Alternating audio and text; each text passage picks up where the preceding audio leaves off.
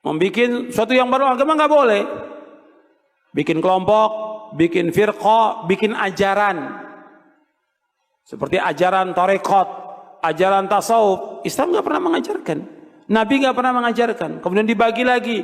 Ini ada tarekat, ada syariat, ada hakikat, ada ma'rifat. Nggak ada dari Nabi SAW. Nggak ada dari sahabat. Ini sesuatu yang muhdats, yang baru dalam agama, yang Nabi nggak contohkan. Nggak ada. Nggak ada tarekat, syariat, hakikat, ma'rifat. Maka kata para ulama dalam tasawuf itu awalnya bid'ah dan akhirnya zindiq. Awalnya bid'ah karena Nabi nggak contohkan, sesuatu yang baru dalam agama, akhirnya zindiq. Karena ketika dia sudah membagi menjadi 4 golongan itu, 4 tingkatan, nanti kalau sudah sampai kepada hakikat ma'rifat, kata mereka sudah nggak ada beban syariat lagi. Sudah nggak wajib sholat, nggak wajib puasa. Apa benar begitu dalam Islam? Nggak benar. Sekarang orang yang paling mulia dari seluruh manusia siapa? Rasulullah Sallallahu Alaihi Wasallam. Nabi tetap sholat sampai akhir hayatnya. Nabi puasa sampai akhir hayatnya. Dan semua Nabi laksanakan agama ini.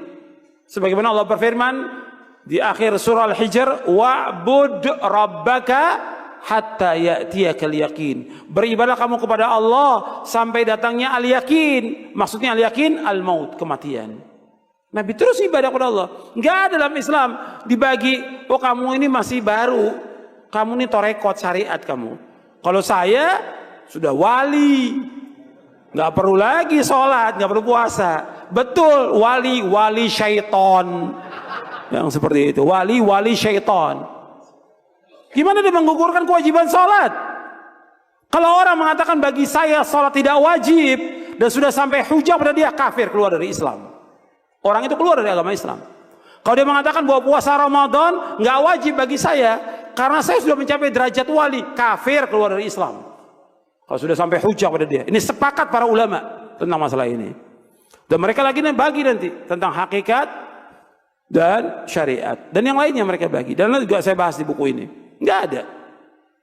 Makanya Al-Hafidz Ibnu Katsir ketika menjelaskan ayat ini, al-yawma akmaltu lakum dinakum wa atmamtu alaikum ni'mati wa raditu lakumul Islam madina. Kata Al-Hafidz Ibnu Katsir yang ringkasnya, tidak ada agama kecuali agama yang dibawa oleh Nabi Muhammad SAW. Tidak ada tarekat kecuali tarekat yang dibawa oleh Nabi Muhammad SAW. Tidak ada syariat kecuali syariat yang dibawa oleh Nabi Muhammad SAW. Anda bisa lihat dalam tafsir Ibnu Katsir tentang ayat ini. Al-yawma akmaltu lakum dinakum wa atmamtu alaikum ni'mati wa raditu lakumul Islam madina. Enggak boleh orang bikin sesuatu yang baru dalam agama ini. Yang tujuan mereka untuk mencapai kepada Allah tidak bisa sampai kepada Allah.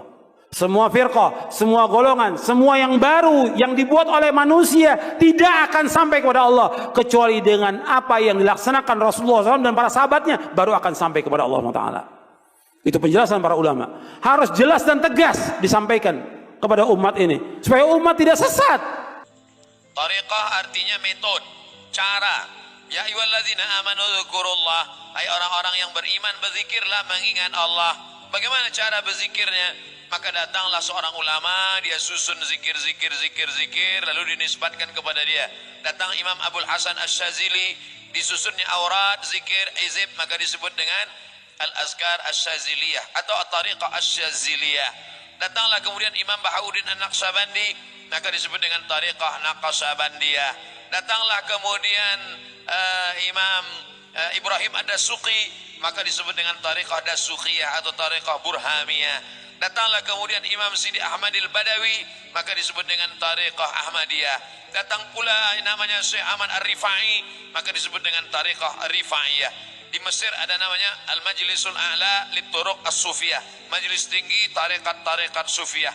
Dan di Malaysia juga ada satu majelis khas untuk di Negeri Sembilan, itu saya tengok bahwa ada satu untuk mengawal tarekat yang mu'tabarah.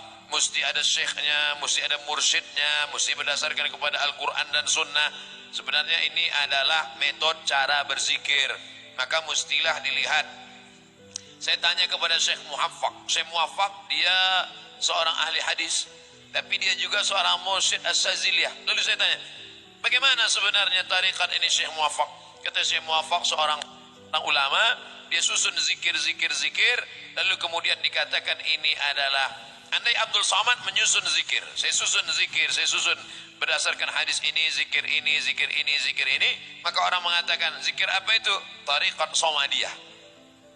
Dinisbatkan kepada dia. Tariqat Naqsabandiyah, Tariqat Sattariyah Ahmad Sattari, Tariqat Naqsabandiyah Bahauddin Naqsabandi, Tariqat Saziliyah Abdul Hasan As-Sazili. Yang semuanya itu adalah masih dia ambil dari hadis. Hanya saja ada beberapa zikir yang dia buat sendiri.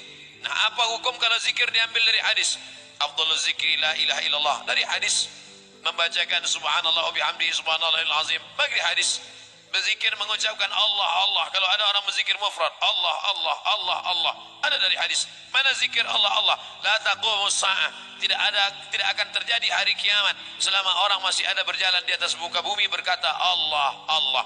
Tengok pula dalam Quran, inna fi khalqis samawati wal ard, dalam penciptaan langit dan bumi, waqtilafil laili wan nahar, perputaran siang dan malam, la ayatil liulil albab, dia menjadi ayat-ayat bagi orang yang berfikir. Siapa itu? Alladzina yadhkuruna Allah, orang yang menyebut Allah. Di situ disebut mufrad tunggal, alladzina yadhkuruna Allah, orang yang menyebut Allah qiyaman, waktu tegak, wa qu'udan, waktu duduk, wa ala junubihim, ketika berbaring.